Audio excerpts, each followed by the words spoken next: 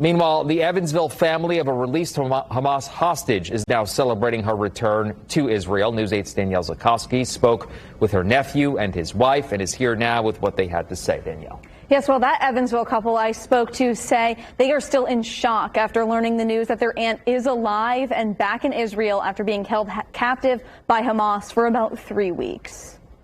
It was very shocking. Yoshki Lifshitz is an 83-year-old woman. Her nephew, Mark Vivoda, and his wife, Tori Shindel Vivoda, are celebrating her release and health as she makes her recovery from a 3-week abduction by Hamas militants in an Israeli hospital. Militant terrorists that barged into their homes and extracted them from their safe zones, and they were beaten with sticks. Unfortunately, it's not all good news. Yoshki was taken hostage alongside her 85-year-old husband, Oded.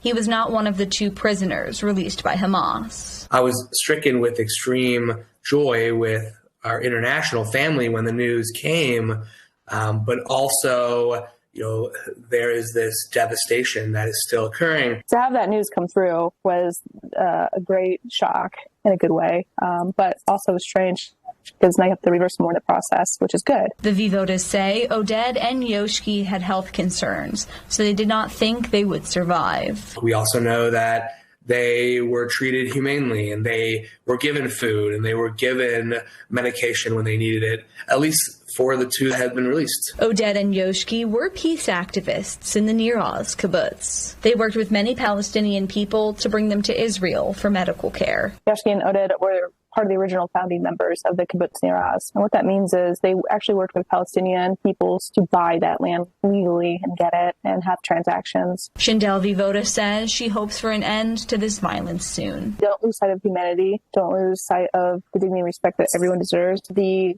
issues are complex and the history is complex. The senseless murdering is not.